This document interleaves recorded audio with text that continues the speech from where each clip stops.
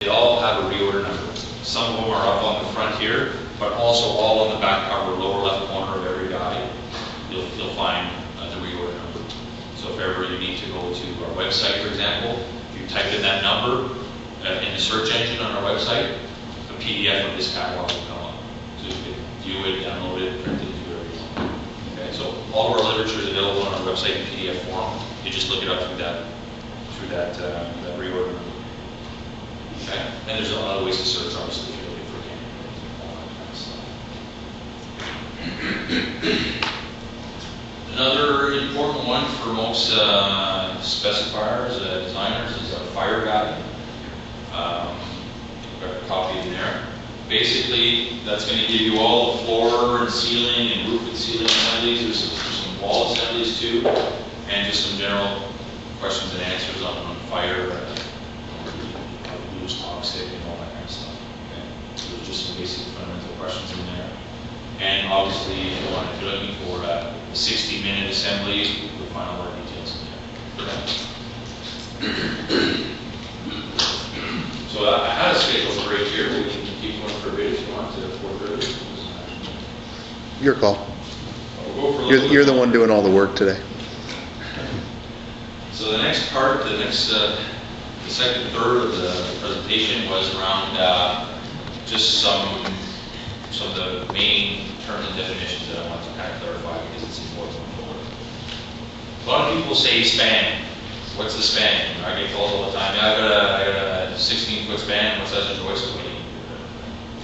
Well, I always need to clarify, okay, is it the outside of the wall or is it the inside face of the wall? Okay, so when we speak of span, we want to be clear that we identify what's a clear span. That's from inside face of bearings. Okay? Because all the span charts and everything that's in the literature is based on the inside face of the supports. So it doesn't matter if you have sitting on a straw bale and you've got 2 feet wide, the span is the inside face of those supports. Okay? So that's what we call a clear span. Versus what we typically call the length.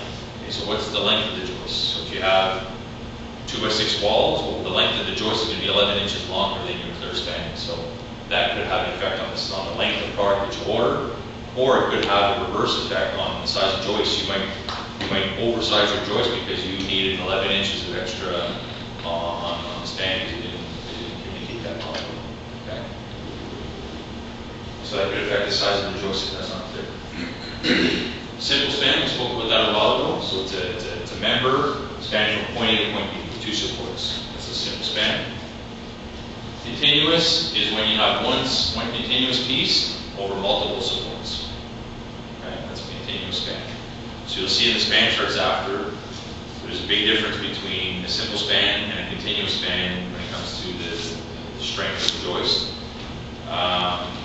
Just a fundamental of engineering, as you apply load, let's say on this half, okay, and this joist wants to do this, well, the reverse happens on that side. You've got a counter reaction that's kind of helping to stiffen up the member. Okay, so if that joist is cut here, then you've got nothing else on the other side that's kind of counter resisting that downwards reaction. So the result is that it gives you a much stiffer floor joist when continuous. So whether I have 2 16-footers or 1 32-footer, the cost is the same. You've got the same nonlinear footage, but the performance will be dramatically different. Okay, and a lot easier to frame, a lot quicker to frame. Okay, so many advantages to continuous span. One, I won't say disadvantage, but one thing you need to pay attention to and be cognizant of is that when you do have a continuous span, there's more load applied to this center support. Okay, so that's kind of the introduction to the load development stuff to come. But in a simple span, let's say it was cut here, half of the load goes to this support, half of the load goes to that support. Okay? So when you have a whole bunch of load or people or whatever walking on top, that's how the load gets dispersed. Okay? When you have, so this support here would take half of the load plus half of the load, so that's how much, we can map that out and we'd be able to determine how much load comes down this support. When it's continuous, it's not half-half, it's 5/8, 5/8. Okay, so it takes a bigger percentage of the load. So if you've got 40 feet, well, there'll be 33% more or something. significant amount of extra load. So that could have an effect on, if this is a beam, or what's the size of the beam here. That you would have more load if the joists are continuous versus simple. That could have an effect on any columns that are supporting those beams. It could have an effect on the size of the concrete pad that's supporting that column because of the soil conditions below. So there could be a bunch of ripple effects to whether that's continuous or not. So it has to be designed appropriately. Okay? That's where the software comes in and makes it a lot easier. The word bearing. Bearing basically is a word to mean this. Is a word meaning the support that the joist or the beam is sitting on. Okay. So in this case here, we've got a 2x4 wall. Well, the top plates are the bearing. Okay. Here we've got a concrete wall. The sill plate on the concrete wall is the bearing. So we don't have 8 inches of bearing. We have 3.5 inches of bearing. Okay. So it's clear to it's very important that you understand. In case of a first floor in a home, you're sitting on the foundation at either end. There's a big difference whether this is a 2x4, this is a 2x6, or a 2x8. It's going to have a big effect on what the clear span is, regardless of how big the concrete is. Okay.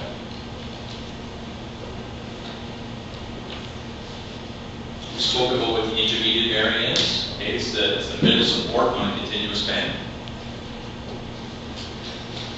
Bearing length, so we know what bearing is, it's the support point itself. Bearing length is how much length that we have on that. Okay? So for example here, we've got a 2x6 wall, double top plates. The amount of bearing would be, I subtract the width of the ripboard, and what I'm left with is my actual bearing length. Okay? Because that will determine whether that joist it might have an impact on what joist is selected depending on how much load is there. We don't usually get that doesn't usually govern when it's an eye joist, because usually there's enough strength in an eye joist for the amount of load that will actually be transferred there. Usually there's not a lot. Your typical joist is at 16 inches on center or something like that, so the resulting load at the end is usually very, very high. But that could have an impact when you're talking about beam, because the magnitude of the load on a beam could be anything. It depends on how much load it's carrying in the span. Okay, so bearing length is an important thing when we're designing, knowing and knowing what the requirements are and how to deal with that. That will definitely have an impact on the selection of the product. Now, different types of loads, what we call a uniform load would be the same magnitude of load applied all along the length. Okay, so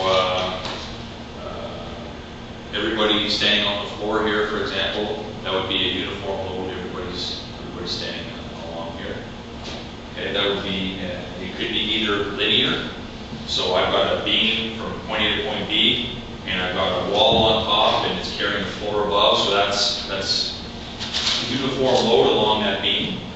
Or the opposite could be I've got a floor sheeting here, and I've got a uniform load all the way across the floor. Okay, so it could be linear or it could be an area load.